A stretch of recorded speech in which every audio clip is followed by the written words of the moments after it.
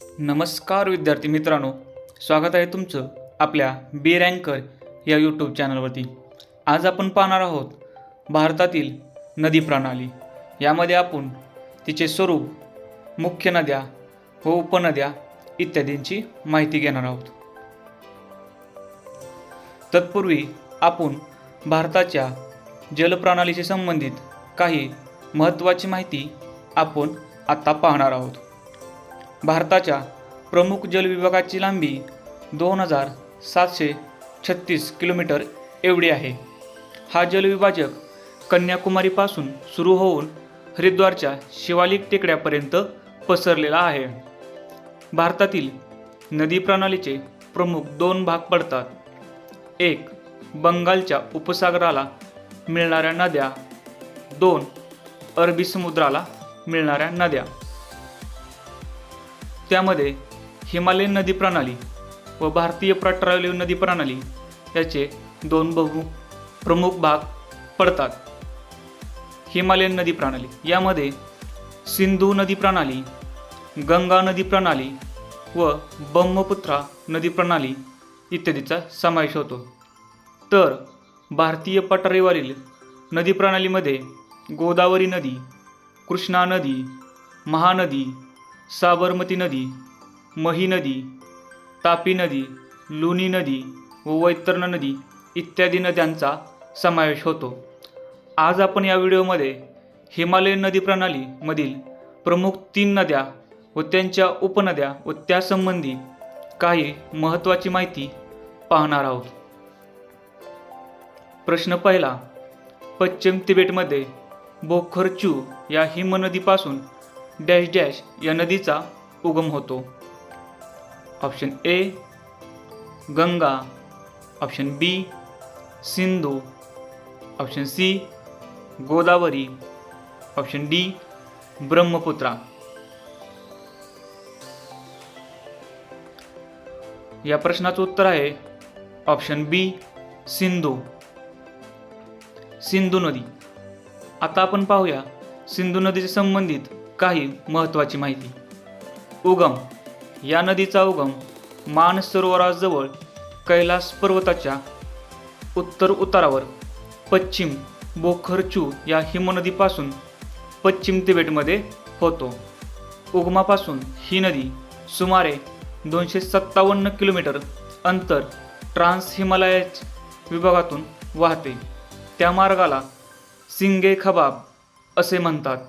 ही नदी अरबी समुद्राला जाऊन मिळते। नदीची एकूण लांबी उगमापासून मुखापर्यंत 2880 किलोमीटर असून भारतात फक्त 709 किलोमीटर लांबीचा प्रवाह सिंधू नदीचा आहे। नदी प्रणालीच्या क्षेत्रापैकी भारताच्या वाट्याला 27.26% एवढेच नदी प्रणालीचे क्षेत्र आलेले आहे। सिंधू नदीच्या उपनद्या पुढील प्रमाणे: झेलम, चिनाब, रावी, बियास, सतलज, धर, झास्कर, द्रास, शोक, नुम्रा, गोरतांग, हुंजा व गिलगिट। जगातील सर्वात प्राचीन संस्कृतीपैकी एक असलेली सिंधू संस्कृती, या संस्कृतीचा उगम हा सिंधू नदीच्या खोऱ्यात झालेला आहे। प्रश्न दुसरा, भारताची जीवनवाहिनी म्हणून डॅश डॅश या नदीला ओळखले जाते। Option A Alaknanda, option B Brahmaputra, option C Godavari, option D Ganga.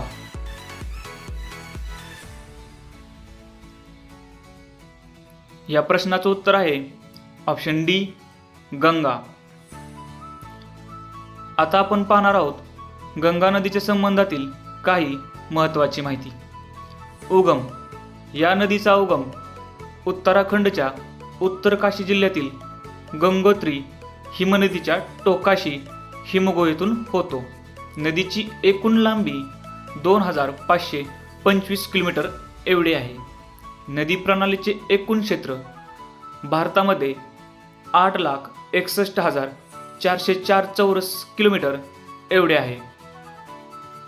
भारताच्या क्षेत्रफळाच्या 26.2% इतके क्षेत्र या नदीने व्यापलेले आहे. या नदीचा विस्तार भारताच्या 10 राज्यांमध्ये झालेला आहे. ही नदी बंगालच्या उपसागराला जाऊन मिळते. गंगा नदी उगमापासून 35 किलोमीटर अंतरापर्यंत भगीरथी या नावाने वाहते.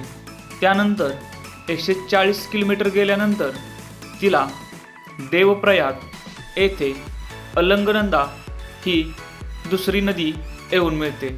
भागीरथी व अलकनंदा यांचा संयुक्त प्रवाह पुढे गंगा या नावाने वाहतो.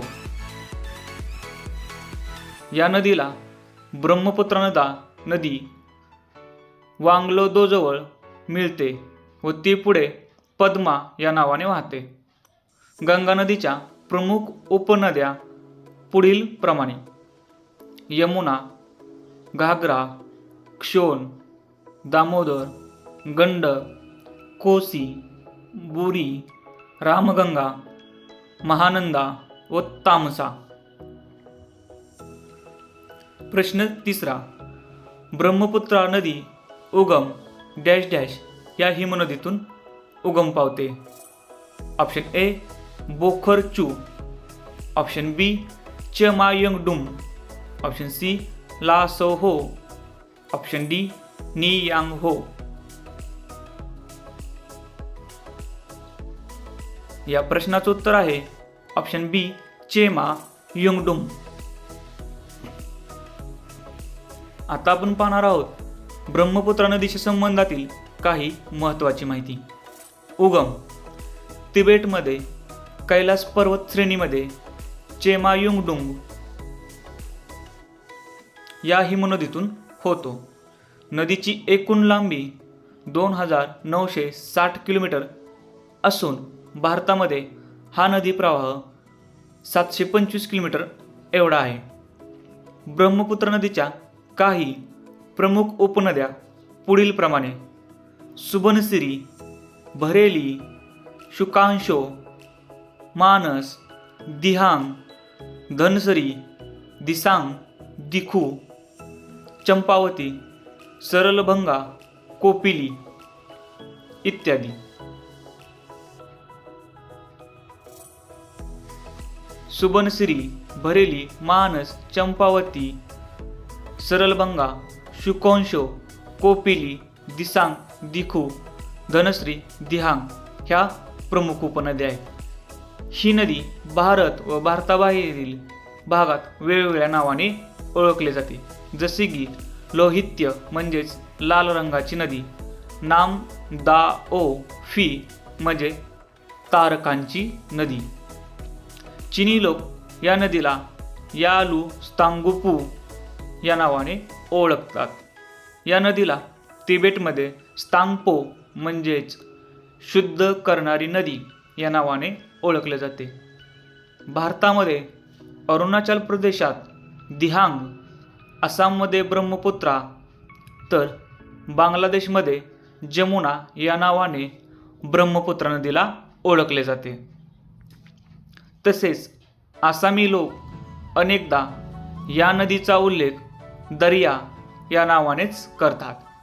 आसामचा 50% व्यापार या नदीमार्गातून चालतो. या नदीमुळे भारतातील अंतर्गत मोठ्या बेटांपैकी मांजुली हे एक बेट निर्माण झालेले आहे. 1256 चौरस किलोमीटर क्षेत्राचे हे बेट आहे. हे नदीपात्रातील जगातील सर्वात मोठे बेट आहे. व्हिडिओ आवडल्यास जास्तीत जास्त लाईक करा, शेअर करा आणि कमेंट करा व चॅनलला सबस्क्राईब नक्की करा. थँक्यू.